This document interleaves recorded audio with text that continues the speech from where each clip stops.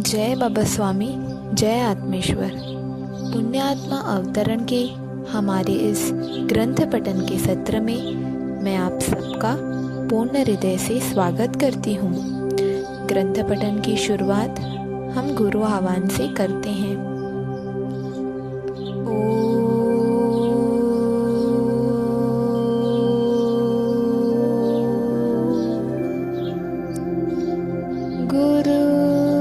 गुरुर्ब्रह्मा गुरुर्विष्णु गुरुर्देवो महेश्वर गुरुर्साक्षात् परब्रह्म तस्मै श्री गुरवे नमः। तस्मै श्री गुरवे नमः। तस्मै श्री गुरवे नमः। ग्रंथ पठन की शुरुआत करते हैं। मेरे द्वारा बोए गए लाई पत्ते बड़े बड़े हो गए थे। मैं वो तोड़ रहा था और इकट्ठा कर रहा था। वे अब सप्ताह भर मुझे काम आने वाले थे। उन सब लाई पत्तों को तोड़ा और इकट्ठा किया और एक बड़े पत्थर पर बैठकर उनके गट्ठे बनाने लग गया। और गट्ठे बनाते समय मैं सोच रहा था कि मेरा अहंकार कितना खुश रहा होगा कि मैंने इतने पत्तों का निर्माण किया, इतनी फसल मैं उत्पन्न कर सका। मेरे कारण इतनी फसल उत्पन्न हो गई, लेकिन वास्तव में इतनी फसल तो क्या, मैं एक लाई पत्ते का भी कभी जीवन में निर्माण कर सकता हूँ क्या? नहीं, कभी भी नहीं। बीज से पौधा, पौधे से छोटी कोपल, छोटी सी कोपल से पत्ता और पत्ते से बड़ा पत्ता, सब कुछ परमात्मा निर्माण करता है। उस बीज को अंकुरित करने वाली शक्ति परमात्मा है। उसको कोमल बनाने वाली शक्ति परमात्मा है। कोमल से पत्ता बनाने वाली शक्ति परमात्मा है। तो फिर यह अहंकार कैसा कि मैंने निर्माण किया? कितना व्यर्थ का अहंकार मुझे है। मुझ में अहंकार था, इसीलिए मैं प्रसन्न हुआ कि कितने फसल मैंने तैयार की है। अगर मुझ में अहंकार नहीं होता तो मैं कहता परमात्मा की कृपा बरसी है। परमात्मा की कृपा में क्या फसल तैयार हुई है। परमात्मा कितना दयालु है। परमात्मा की इस फसल पर कितनी कृपा है। लेकिन ऐसा नहीं हुआ। मैं मेरे अहंकार के कारण परमात्मा को भूल ही गया। परमात्मा की इच्छा के बिना एक पत्ता भी नहीं हिल सकता। तो परमात्मा की इच्छा के बिना एक पत्ते का निर्माण भी कैसे हो सकता है? मैंने प्रत्येक पत्ते को परमात्मा का प्रसाद समझकर इकट्ठा किया और उनका गट्ठा बनाकर कुटीर की ओर चल दिया। यह फसल परमात्मा का कृपा प्रसाद है। ऐसा सोचने के कारण उस फसल का वजन भी नहीं लग रहा था और मैं आसानी से पहाड़ी पर चढ़ रहा था और सब कुछ बड़ा आनंददायक लग रहा था। अब सप्ताह भर के भोजन की मेरी व्यवस्था हो गई थी। स्वयं भोजन बनाना और स्वयं ही उसे खाना, यह एक विरला अनुभव होता है। यह हमारी इच्छा अनुसार बनाते हैं। कैसे बनेगा, कौन खाएगा, सामने वाले को अच्छा लगेगा या नहीं लगेगा, यह सब तनाव ही नहीं होता है। इसीलिए अपना बनाया हुआ खाना कैसा भी बनता है, पर उसका स्वाद बड़ा आनंददायक होता है। ऐसा ही सोच रहा था और कब कुटीर पर पहुंचा इसका पता ही नहीं चला। शाम हो गई थी। मैंने सुबह से कुछ नहीं खाया था। अब कुटीर में आकर मैंने उन लाई पत्तों के पत्तों को धोकर रख दिया और स्नान करके फिर उन्हें साफ करने बैठ गया। उन पर लगी हुई मिट्टी साफ की, उनके डंठल अलग किए और पत्ते अलग किए, फिर डंठलों के छोटे टुकड़े किए, पत्तों के भी छोटे छोटे टुकड़े किए और एक बहुत बड़े बांस में भरकर उसमें पानी भी भर दिया। बांस की एक ओर गठन थी और दूसरी ओर के भाग को मैंने केले के पत्ते बांधकर बंद कर दिया और फिर आग में पकने के लिए रख दिया। फिर थोड़े समय तक उस बांस में उन पत्तों को पानी में उबलने दिया तो उस बांस का रस भी उन पत्तों के साथ मिल गया। फिर उन्हें आग से निकालकर केले के पत्ते पर रखकर खा लिया। बस यही तो भोजन था। इस प्रकार का भोजन कोई भी आवश्यकता से अधिक खा ही नहीं सकता है। मनुष्य बस जीने के लिए खाएगा, खाने के लिए नहीं जिएगा। कभी कभी मैं इन पत्तों में अदरक या जाय पत्ती भी डाल देता था, अगर मिल गए तो। ये पत्ते बड़े अच्छे लगते थे। उन्हें भी अलग अलग वस्तुओं के साथ अलग अलग प्रकार से पकाया जाता था। कभी जंगले या जंगली केलों के साथ भी पकाता था। जंगलों में जंगली केलों के बहुत झाड़ होते थे। ये केले सामान्य केलों से आकार में बड़े होते थे, पर स्वाद अच्छा नहीं होता था। उनके भीतर बड़े काले बीज निकलते थे। ये केले भी उबालकर या भूंजकर खाए जाते हैं। इस प्रकार से खाना खाते खाते जबान का स्वाद ही समाप्त हो गया था। बस कुछ भी खा लेता था। मैंने यह देखा कि जब गुरुजी शाकाहारी ही थे, ये गुरुदेव भी शुद्ध शाकाहारी थे, जबकि यहाँ खाने के लिए मछलियाँ नदी में कई प्रकार से उपलब्ध थी, पर मछलियों का शिकार न होने से उनकी संख्या भी बड़ी मात्रा में ही होती थी और वे बड़ी निर्भीक थी। वे ही आकर जानबूझकर नहाते समय मेरे शरीर को छूकर जाती थी। मुझे अचानक उस दिन की याद आई जब गुरुदेव ने उन मछलियों को देखकर कहा था, इतनी बड़ी तादाद में मछलियाँ इसीलिए है क्योंकि यहाँ पर कोई पकड़ता ही नहीं है और पकड़ना योग्य भी नहीं है। उन मछलियों में भी जीवन है और उनमें भी परमात्मा का एक अंश है और उस अंश से हमें समरसता स्थापित करनी है। इसीलिए आध्यात्मिक साधना में रत व्यक्ति के लिए मांसाहारी योग्य नहीं है, क्योंकि आध्यात्मिक साधना कर मनुष्य अपने भीतर की सजीव शक्तियों को जागृत करता है, अपनी ऊर्जा को जीवित करता है।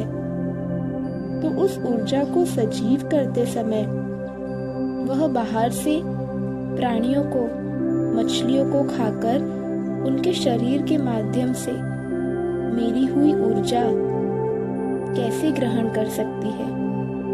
इसीलिए मांसाहार योग्य नहीं है। मनुष्य हिंसक नहीं है, यह उसका मूल स्वभाव है और हिंसा करना मनुष्य के मूल शुद्ध स्वभाव के विरुद्ध है। अपना जीवन बचाने के लिए दूसरों का जीवन लेना कहाँ तक उचित है। मनुष्य इन प्राणियों को मारकर कहीं ना कहीं भीतर अपने भीतर की मनुष्यता को ही मारते रहता है। मनुष्यता मनुष्य के भीतर की शक्ति है। उस मनुष्यता को मारकर हम कोई भी कार्य करेंगे वह गलत ही होगा। मनुष्य की आध्यात्मिक स्थिति जैसे जैसे विकसित होती है वैसे वैसे इस अहिंसा का दायरा भी बढ़ते जाता है। पहले अहिंसा के दायरे में कोई भी शारीरिक हिंसा न करना होता है, लेकिन अहिंसा के विस्तृत दायरे में वैचारिक स्वरूप भी आ जाता है। तुम्हारे द्वारा किसी भी व्यक्ति को यदि दुखी करना भी हिंसा के दायरे में आता है। तुम्हारे द्वारा जाने अनजाने में कोई भी अगर दुखी हुआ है, जिससे कोई आहत हो, वह हिंसा है। इसे शाब्दिक हिंसा कह सकते हैं, और यह शाब्दिक हिंसा तो शारीरिक हिंसा से भी अधिक घातक सिद्ध होती है। कई बार कोई व्यक्ति हमारे विचारों से, हमारी बातों से इतना कायल होता है कि वह जीवन भर कायल ही रहता है। तो यह तो बड़ा ही घातक है, क्योंकि उसके शरीर पर किया गया घाव भर जाएगा, पर उसके मन पर किया गया घाव कभी नहीं भरेगा, और उस घाव से वह जन्म भर दुखी होगा। यह एक बड़ी हिंसा ही तो है।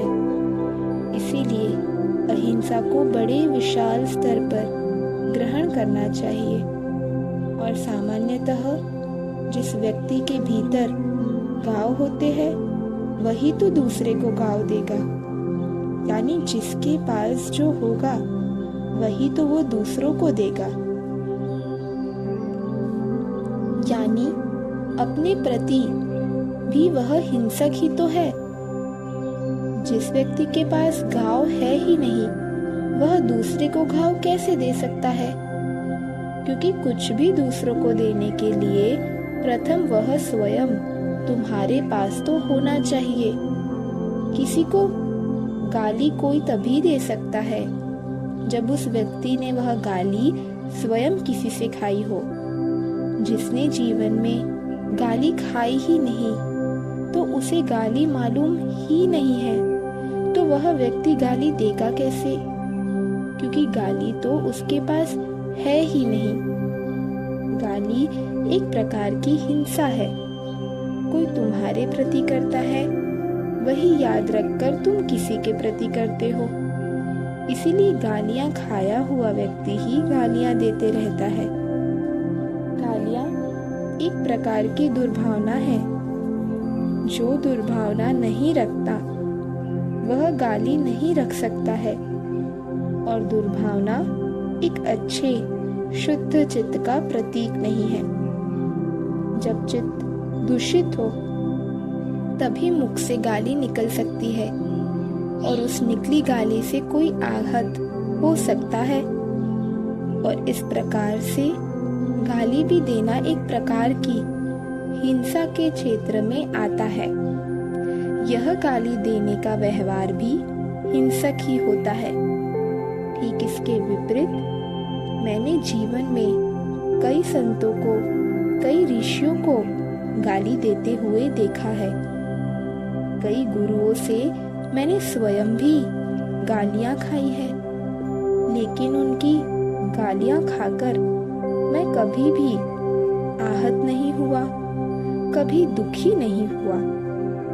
उल्टा गालियां खाकर प्रसन्नता का अनुभव किया है। ऐसी प्रसन्नता इसीलिए महसूस हुई क्योंकि उन्होंने भी गालियां किसी दुर्भावना से नहीं दी थी, और न ही उनका गाली देने का उद्देश्य मुझे आहत करना था। जब उनका उद्देश्य ही मुझे आहत करना नहीं था, तो फिर मैं आहत कैसे हो सकता था? इसीलिए मैं आहत कभी नहीं हुआ, और प्रसन्न इसीलिए हुआ कि मेरे गुरु मेरे दोषों को गालियां देते थे, मेरे अहंकार को तोड़ने के लिए गालियां देते थे। जिस प्रकार से लोहा लोहे को काटता है, बस ऐसा ही कुछ उस व्यवहार का अर्थ था। क्योंकि गुरु के पास अमंगल ऐसा कुछ कभी नहीं होता है, तो वे किसी का शब्द से भी अमंगल कैसे कर सकते हैं। गुरु के शब्दों के बाण मेरे दोषों पर होते थे, मेरा अहंकार नष्ट होता था और मेरा चित्त शुद्ध होता था, और इस शुद्ध चित्त के कारण मैं प्रसन्नता अनुभव करता था। वास्तव में गुरु व्यवहार से परे है। वे उनके द्वारा किए गए व्यवहार से जाने नहीं जा सकते हैं, क्योंकि उनका व्यवहार अलग दिखता है, पर भीतर व्यवहार कुछ अलग रहता है। हमारी देखने की दृष्टि उतनी व्यापक व समग्र नहीं होती है जितना उनका व्यवहार व्यापक होता है। इसी कारण जो व्यवहार दिखता है वह होता नहीं है, और जो होता है वह दिखता नहीं है। इसीलिए गुरु का व्यवहार क्या है वह कभी भी समझ में नहीं आएगा। व्यवहार से कैसा लगा, उधर ध्यान दो, तो व्यवहार कुछ भी हो, प्रत्येक व्यवहार चैतन्य बरसाता रहता है, और उसका आनंद बहुत कम भाग्यशाली अपने जीवन में ले पाते हैं। गुरु कभी भी व्यवहार से पकड़े ही नहीं जा सकता है। उनका व्यवहार जो वे करते रहते हैं उससे उल्टा ही रहता है, तो व्यवहार से गुरु को पकड़ेंगे कैसे? यह संभव ही नहीं है।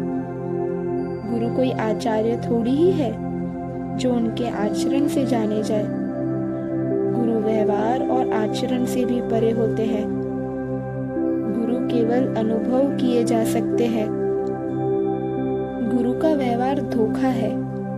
उस धोखे से सदैव दूर रहना चाहिए। हमें क्या अनुभव होता है, हमें उधर ही ध्यान देना चाहिए।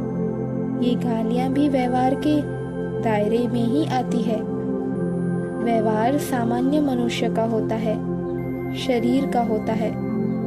जो शरीर ही नहीं है उसका व्यवहार ही कैसे हो सकता है? सद्गुरु को व्यवहार से पहचाना नहीं जा सकता है, और न ही आचरण से जाना जा सकता है। सामान्य मनुष्य आचरण से जानता है, और आचरण नाटक भी हो सकता है। अच्छा आचार, अच्छा व्यवहार शरीर के स्तर पर होता है, क्योंकि यह होश रहता है कि बुरा व्यवहार नहीं करना है, गलत आचरण नहीं करना है। यानी कहीं सूक्ष्म रूप में मैं और मेरा व्यवहार, मैं और मेरा आचरण, ये मैं से संबंधित ही होते हैं। यानी आचरण और व्यवहार दोनों ही मैं के साथ होते हैं, और अच्छे आचरण का और अच्छे व्यवहार का दिखावा भी किया जा सकता है, क्योंकि जहाँ पर दिखाने वाली बात आई वहाँ पर दिखने वाली बात गलत भी तो हो सकती है। गलत दिखने का खतरा होता है। सद्गुरु की स्थिति इस आचरण और व्यवहार के भी ऊपर की होती है, क्योंकि वे कुछ भी दिखाना नहीं चाहते, न अच्छा व्यवहार दिखाना चाहते हैं और न ही अच्छे आचरण से किसी को प्रभावित करना चाहते हैं।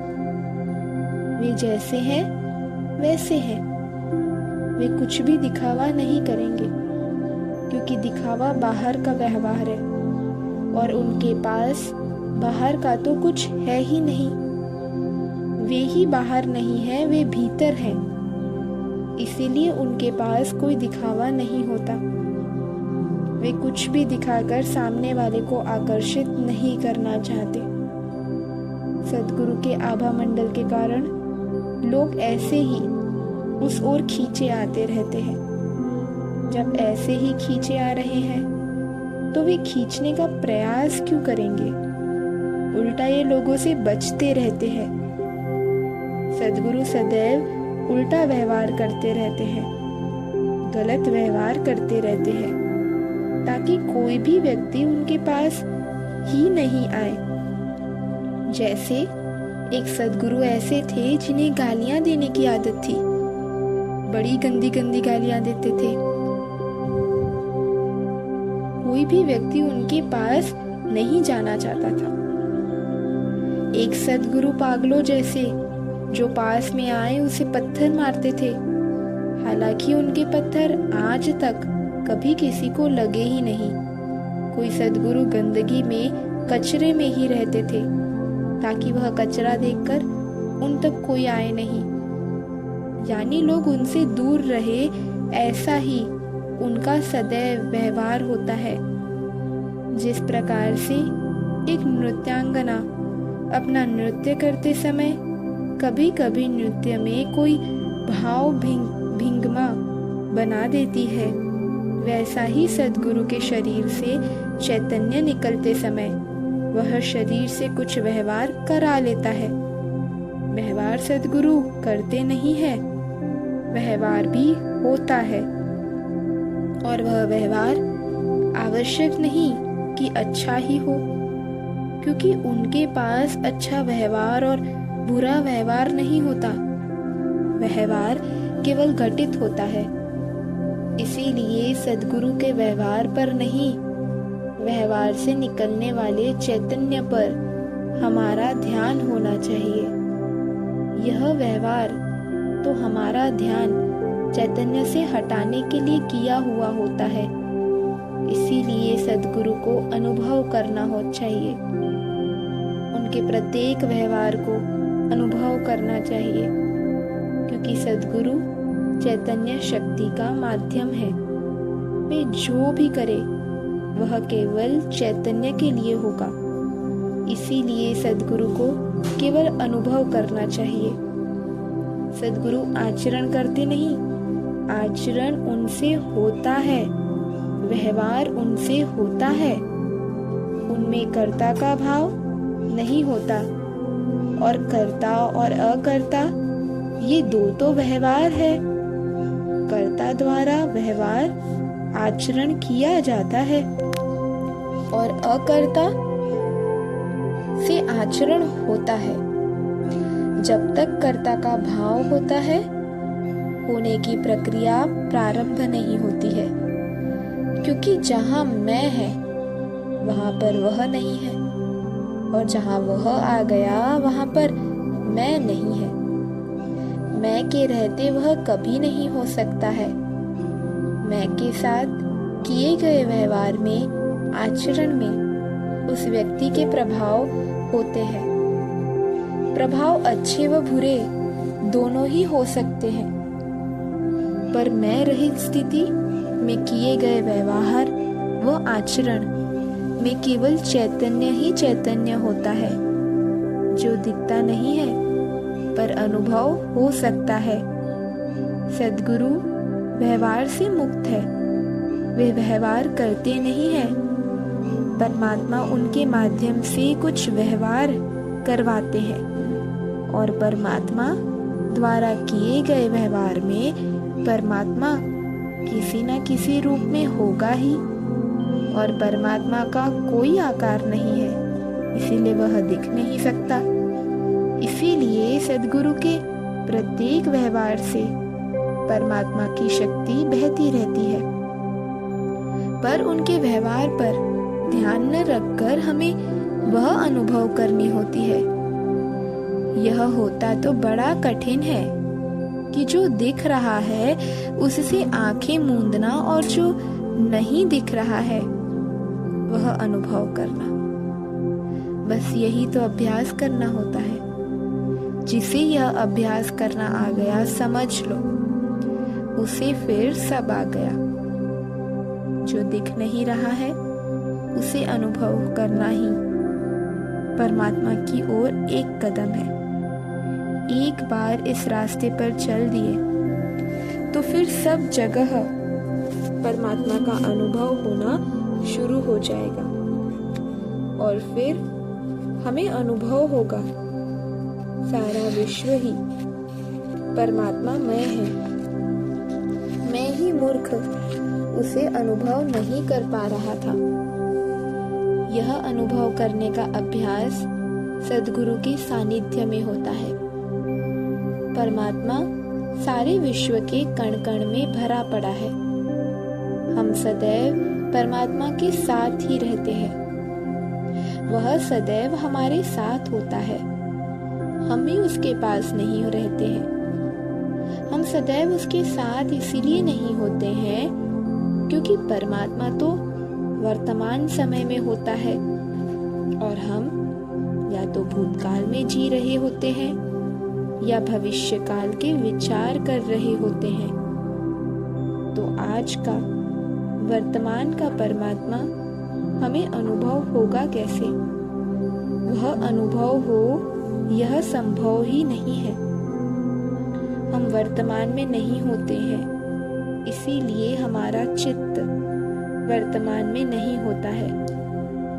और हमारा चित्त वर्तमान में नहीं होता है, इसीलिए परमात्मा की वर्तमान की अनुभूति हमें नहीं होती है।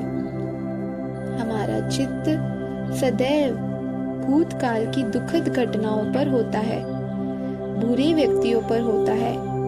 और जब हमारा चित्त वर्तमान में है ही नहीं तो अनुभूति कैसे होगी?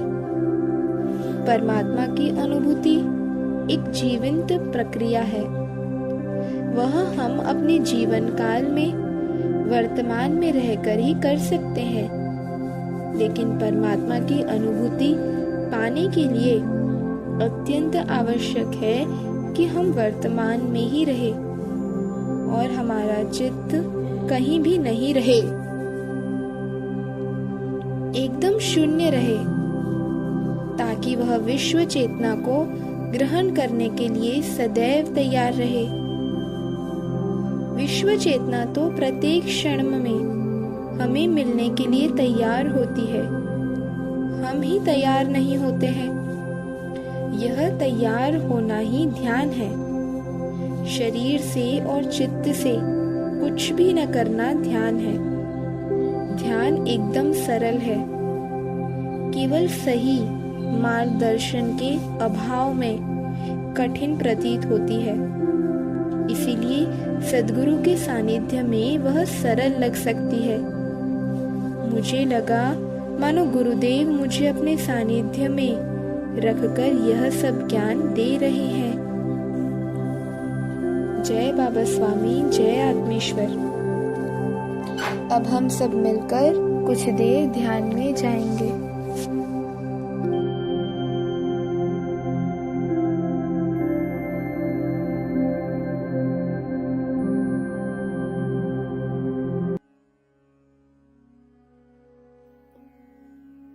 सभी पुण्यात्माओं को मेरा नमस्कार।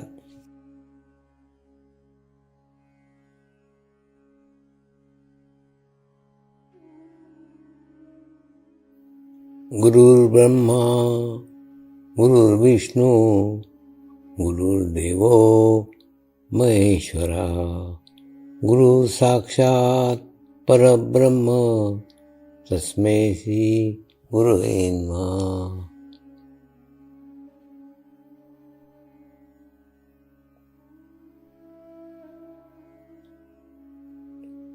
ध्यान की उस स्थिति में जाएंगे जहाँ शरीर भाव पूर्णतः समाप्त हो जाता है।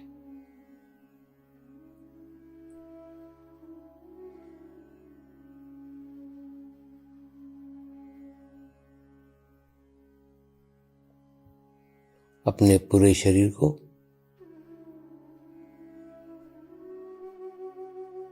पूर्णतः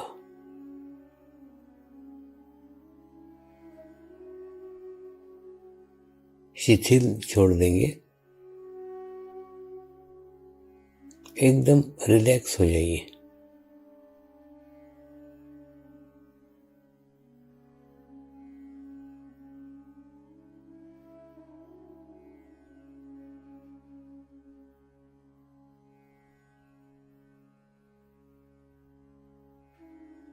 मेरे साथ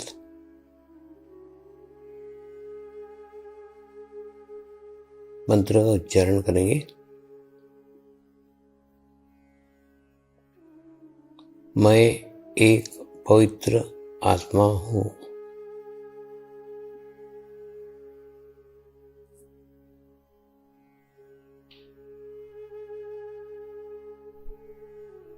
मैं एक शुद्ध आत्मा हूँ।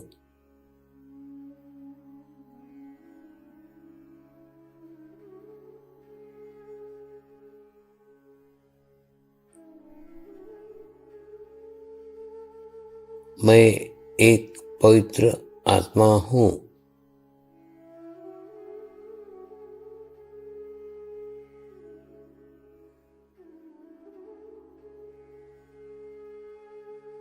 मैं एक शुद्ध आत्मा हूँ।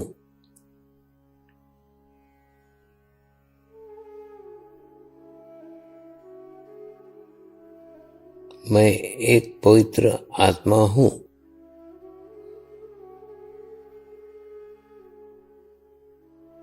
मैं एक शुद्ध आत्मा हूँ।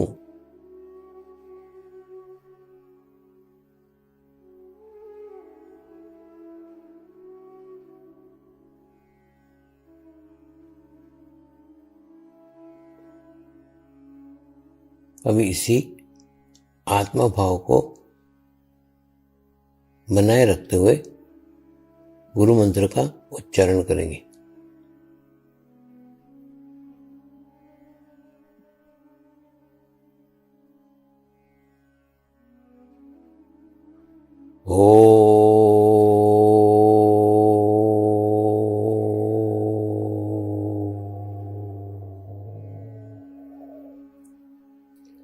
श्री शिवकृपानंद स्वामी नमो नमः।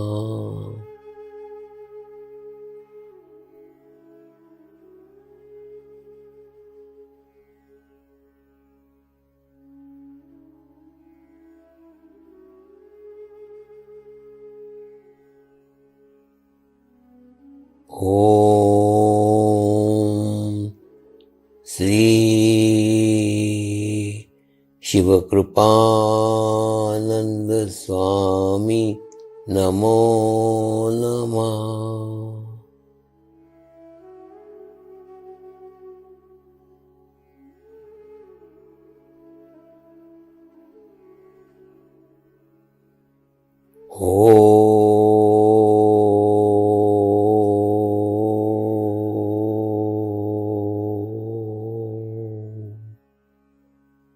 श्री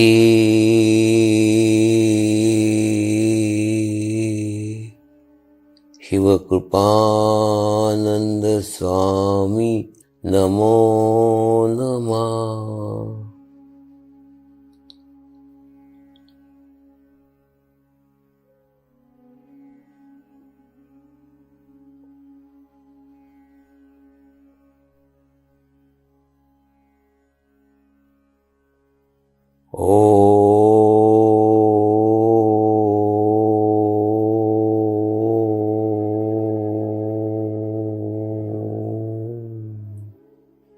श्री शिवकृपानंद स्वामी नमो नमः।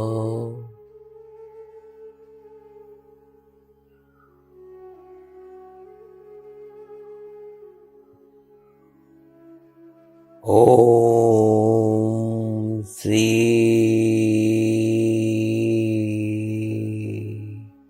शिवकृपानंद स्वामी नमो नमः।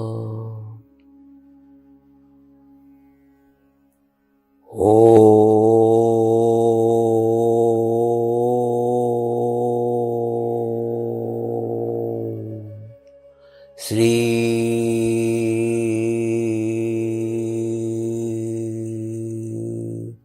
शिवकृपानंद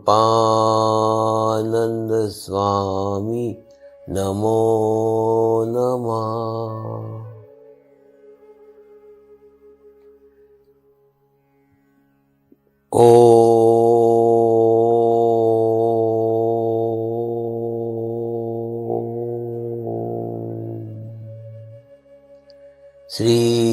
शिवकृपानंद स्वामी नमो नमः।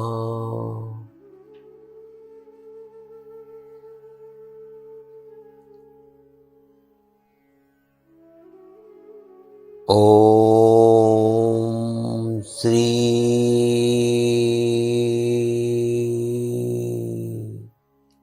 शिवकृपानंद स्वामी नमो नमः।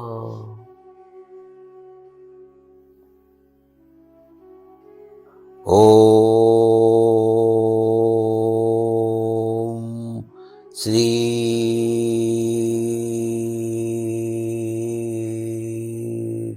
शिवकृपानंद स्वामी नमो नमः।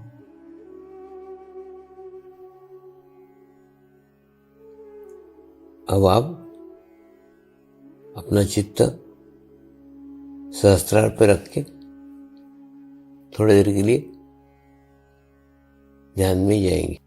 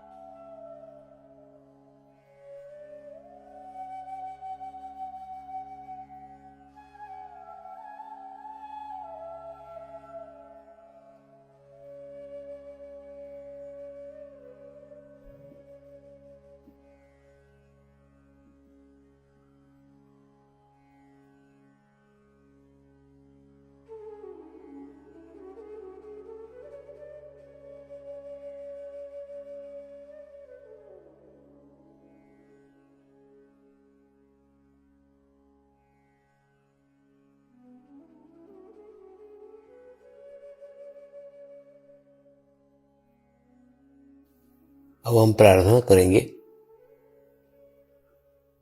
सभी आत्माओं की आत्म उन्नति हो, आध्यात्मिक प्रगति हो। यही हमारी प्रभु से प्रार्थना है। नमस्कार। जय आत्मेश्वर।